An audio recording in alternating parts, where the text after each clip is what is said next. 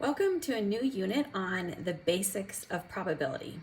Now don't let the title fool you. It's called the basics of probability, but even within the basics of probability, there's a lot going on. But don't be scared, because if you break it down and think about it, it's just all about counting. So if you can count, you're going to be okay. So let's start at the beginning. What is probability? Well, the official definition is probability is a chance that an event will occur out of all the possible events that can occur. Now, anytime you start a new unit, you have to start with vocabulary. So here we go. Our first vocabulary word is sample space. I guess that's two words. Sample space are all the possible events that can occur. And an event is a single outcome or a group of outcomes within that sample space. And of course, this is math, so we have a formula to go with it. The probability of an event occurring is P of E, probability of an event, equals the size of the event divided by the size of the sample space. Let's talk a little bit about sample spaces. So if we were to write a sample space for rolling a six-sided die, we're basically going to write down anything that's possible if you roll a six-sided die. 1, 2, 3, 4, 5, or 6. That's your sample space. Those are your possibilities. What if you were to flip a coin? What are the possibilities? Well, you could flip heads or tails. What if you were to flip a coin and roll a six-sided dice? Well, then you could roll heads or flip heads and roll a 1, and flip heads and roll a 2, and flip heads and roll a 3, and so on. That's the sample space of flipping a coin and rolling a six-sided die. The next question would be then, what is the size of each sample space? So let's go back up to the top. The size of the sample space for rolling a six-sided die is 6. There's 6 possibilities.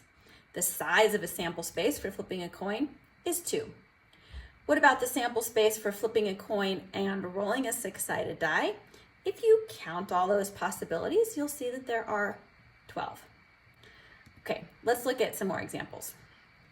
Given a standard six-sided die, what's the probability of rolling an even number? Okay, remember, here's our formula, size of the event divided by the size of the sample space.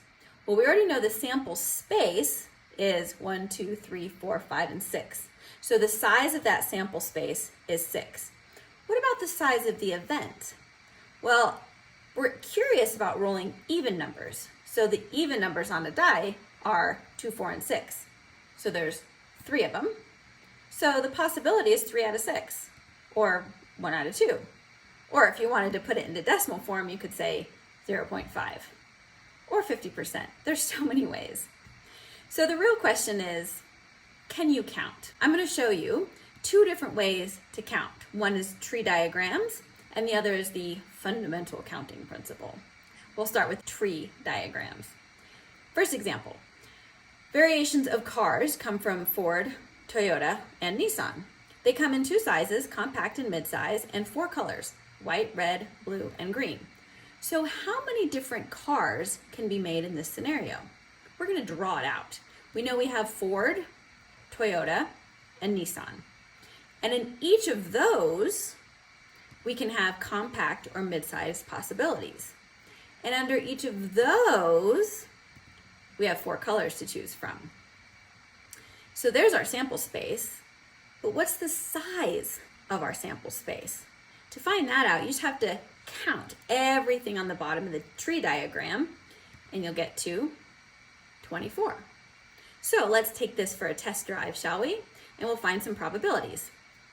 Okay, if you have to select a car at random, what's the probability that the car will be green? Okay, first of all, we have to figure out where all the green cars are. 1, 2, 3, 4, 5, 6. There's 6 possible ways to get green cars out of our sample size of 24. So we've got a 25% shot of randomly selecting a green car. What about the probability that a car will be compact and made by Ford? So we're only worried about ones that are made by Ford, and we only want ones that are compact. So that means we've got a 4 out of 24 probability of randomly selecting a compact car made by Ford. So that's about 16.6%.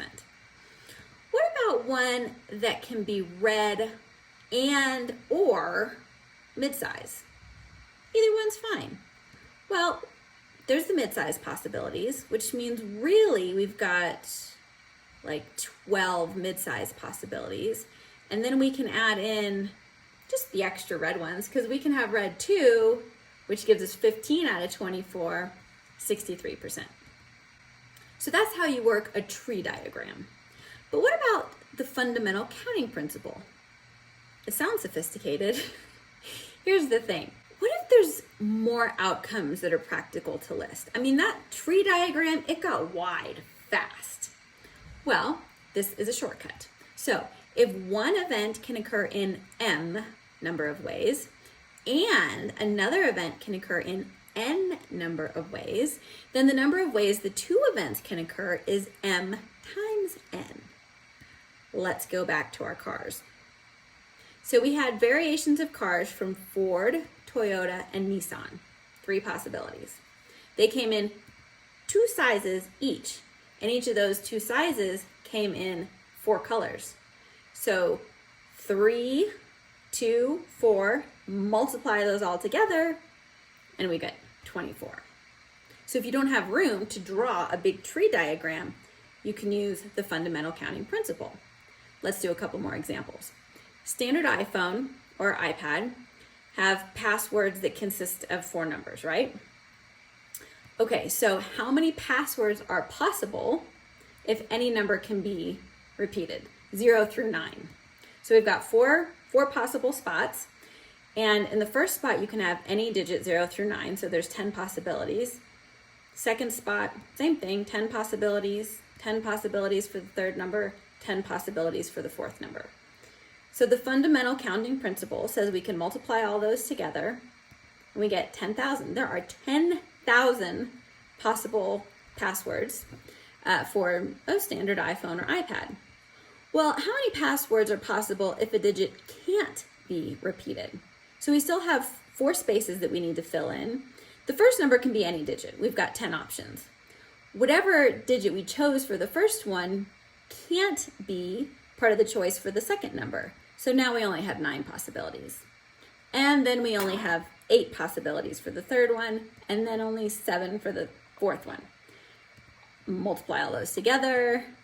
So that's decreased by a lot, only 5,040 possibilities for that. Okay, types of probabilities. This is a little bit more vocabulary. Classical probability is also called theoretical probability, and empirical probability, which is also called statistical probability. Now, classical probability is what should happen based on the numbers. Empirical probability is what does happen based on the numbers. So, classical probability, an example would be that a coin is flipped. What is the probability of the coin showing tails? So prior to doing anything, you've got 2 choices, heads or tails. What's the probability of getting tails? Well, it's 1 out of 2. Okay, empirical probability. There was a coin that was flipped 1,000 times, and 489 times it showed tails. With that in mind, what's the probability of an event showing tails? Well, it's 489 out of 1,000. We can also show these in decimal points. So empirical probability is usually based on an experiment or past data. Okay, there's this thing called the law of large numbers. And if you have time, pause the video and try it. The law of large numbers says that as you repeat an experiment over and over and over and over and over and over and over again, the results, the empirical probability, come closer and closer to the theoretical probability of that event occurring. So like I said, if you have time, just roll the dice for like 100 or 1,000 times and see if you get a 4, maybe 1/6 of the time, or do you get a 2 1/6 of the time? We're going to move on from that right now though. Okay, rules and notations of probability. First thing, P of E. We've looked at that already, the probability of an event occurring. Okay, any probability has to be between 0 and 1. It can't be negative, can't be larger than 1. If you have a probability of 0, that means absolutely cannot occur, won't happen. If you have a probability of 1, it's gonna happen, absolutely guaranteed to happen. And if you have a probability of 0.5, it's equally likely to occur or not occur, okay?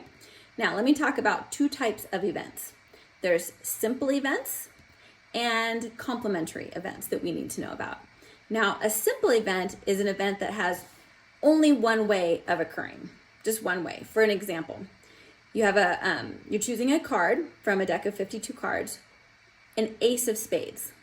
There's only one way to get an ace of spades out of the deck because there's only one ace of spades. The probability of pulling a club, not a simple event because there's 13 clubs in there. Now, complementary events, those are two events whose probabilities have a sum of 1. So between the two events, one of the two is going to happen. An example would be rolling a standard 6-sided die, rolling an odd number or an even number. Like you're gonna roll one of them, right? An odd or an even. Those would be considered complementary events. Okay, we're almost done. We can also use tables to find probabilities. So if we were given this table, we've got employees, ages, and the frequency, or how many of those employees are of that age group. What's the probability of selecting an employee that is between 25 and 34 years old? First of all, we need to figure out the size of the sample space. That's how many employees there are total, which is 1,000. Now we can figure out the probabilities. Between 25 and 34 years old, well, there's 366 of them. So 366 out of 1,000, about 36.6%. How about the probability of somebody between 45 and 64 years old? Well, that spans two groups. So we have to add those two together, 180 and 125 over 1,000. That's 305 over 1,000, so about 30.5%. What about the probability of selecting an employee that's no more than 44 years old? Can't be older than 44, so that's this little group right here. Add those up, 54, 366, 233. 653 possibilities there out of 1,000, so 65.3%. And let's see, at least 25 years old. So that's most of everybody. 946 out of 1,000, 94.6%. Determine two events that would be considered complementary. Now remember, their probabilities add up to 1. Well, what about this group, 15 to 34, and this group, 35 and above? That covers all of the possibilities. Those events would be considered complementary. We'll try another one. 15 to 44 and 45 and above. Those would also be considered complementary events. Now, I've thrown a lot of vocabulary and examples at you today, but just remember, at the end of the day, it's all about counting. So relax, count the size of your event, the size of the sample space, and you'll be good to go. Thanks for being here.